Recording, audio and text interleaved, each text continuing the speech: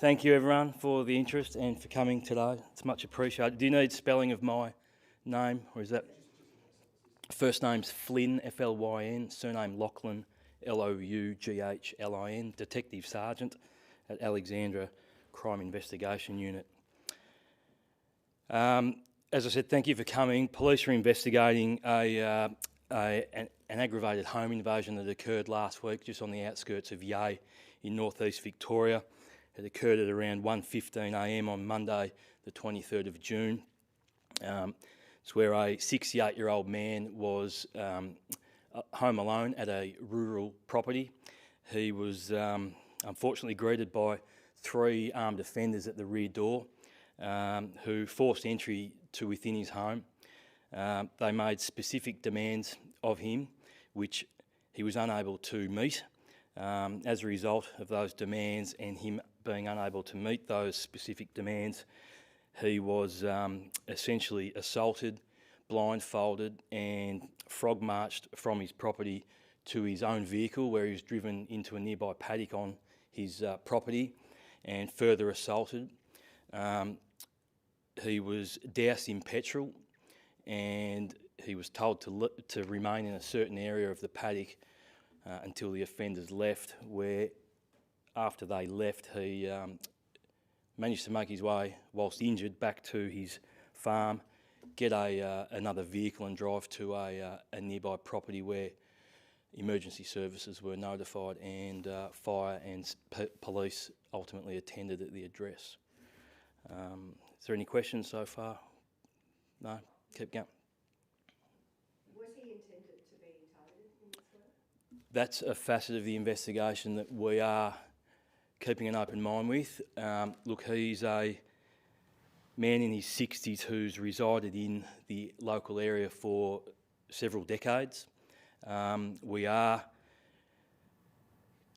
as I said, keeping an open mind that he was not the intended victim. I won't go into the particular details of the demands that were made or bestowed upon him, but yes, it is likely and possible that the intended victim and property was not that of his. Is it the nature of those demands? Is that what makes you think it was the wrong target, or is it the gentleman who was the victim? Is it sort of the interaction that you've had with him? He's provided us certain facets and intrinsic details of what these three offenders have articulated to him, what they've specifically demanded. As part of the investigation, I won't be sharing those with the public or the media as we navigate through various avenues of inquiry, and we continue to do so. The gentleman, the victim, has provided us with a description of the three offenders being of Middle Eastern in appearance, and at times have spoken in what he believes to be Arabic language during and throughout the course of his interaction with them. It was an extremely violent attack on an innocent man within the sanctity of his home, and quite frankly it's disgusting behaviour, and I can assure members of the public and the local community that Victoria Police and members of the Alexandra Crime Investigation Unit, we do not tolerate this behaviour. We are throwing every available resource at this. That's regional detectives as well as metropolitan detectives and our counterparts here in Melbourne who are providing us with assistance as we navigate through multiple areas of investigation. And what I'm particularly appealing for here today is a person who has contacted Crime Stoppers during the course of this past week.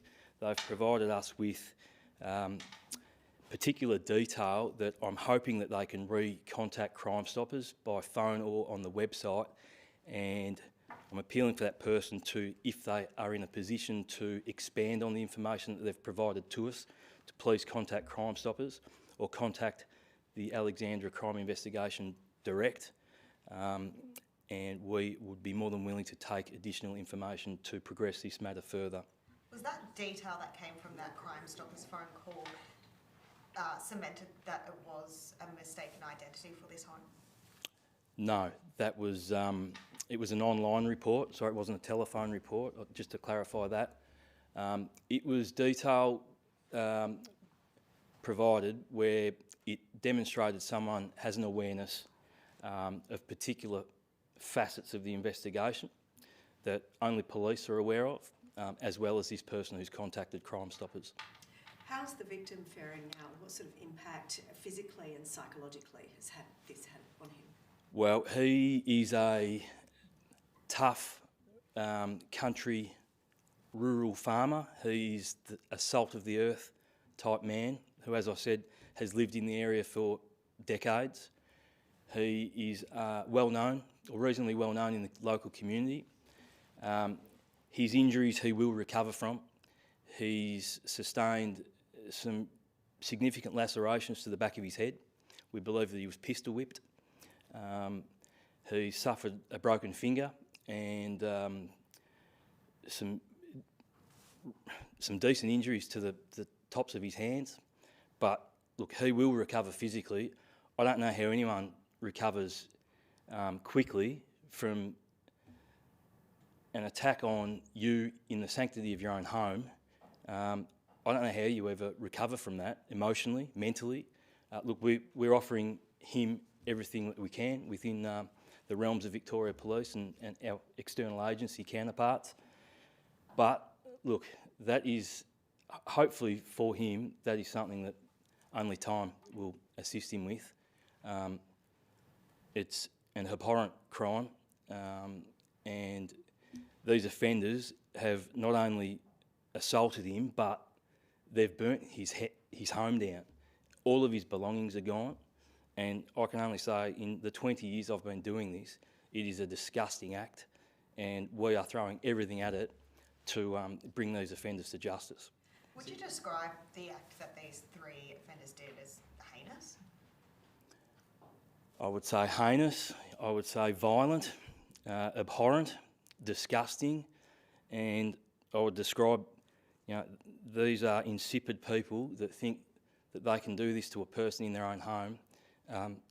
We do not tolerate it, and we will be doing everything we can to bring them before the courts. Is the victim in hospital? Has he got support around him?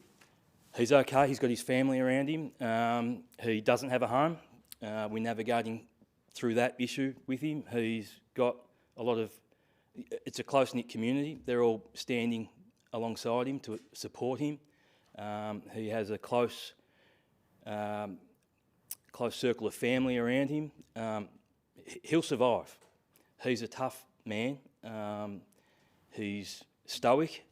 And he's continuing to assist us with our inquiries there.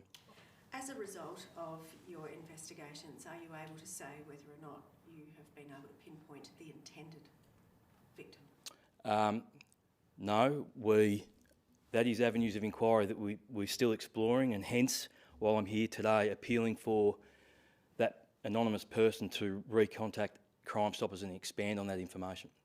So you don't think he's potentially just one house over or something like that? Well, it's not outside the realms of possibility. We don't think so, but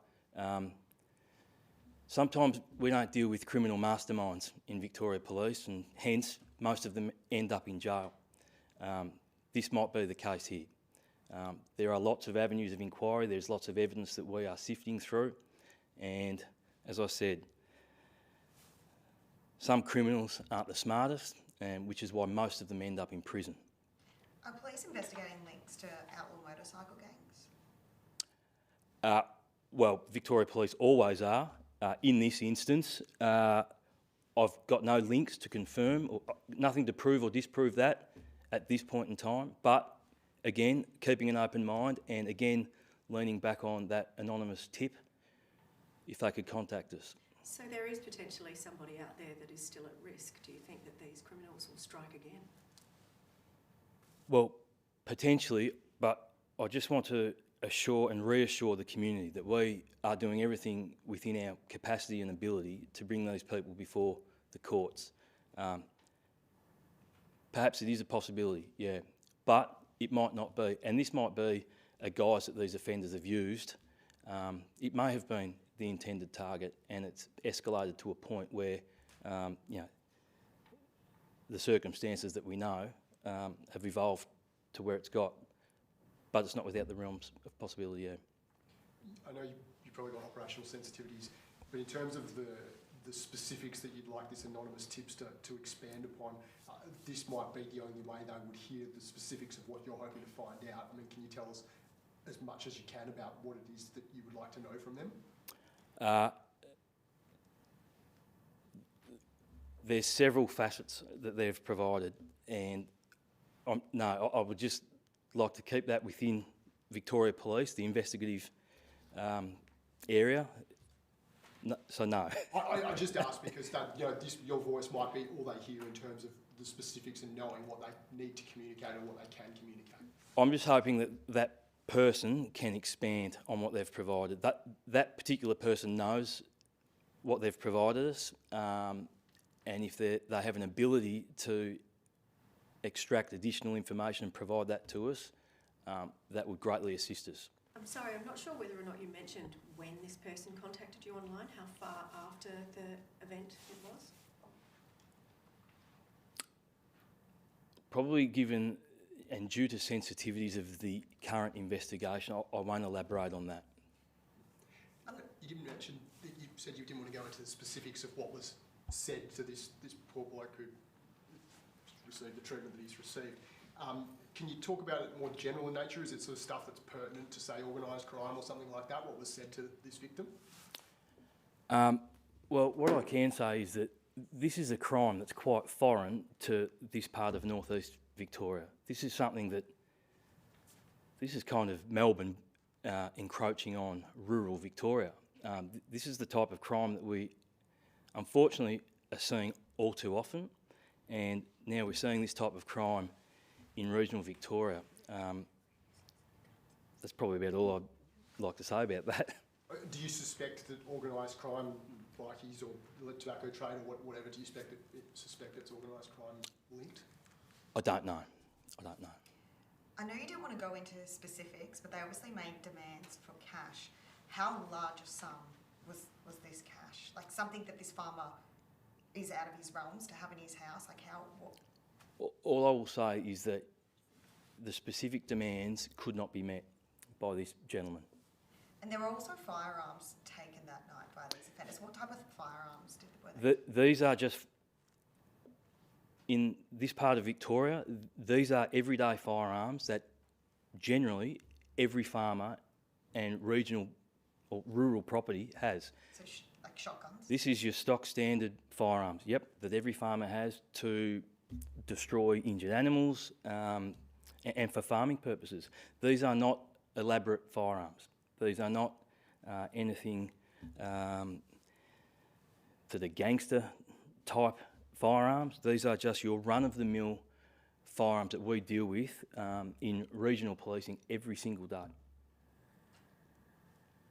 None of those firearms have been used in any other crime? No, and sorry, those firearms have yet to be recovered. They remain outstanding. Yeah, that's it, yeah.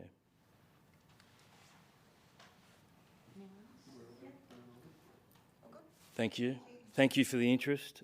Thank you for coming. Good luck. Yeah. Thank you.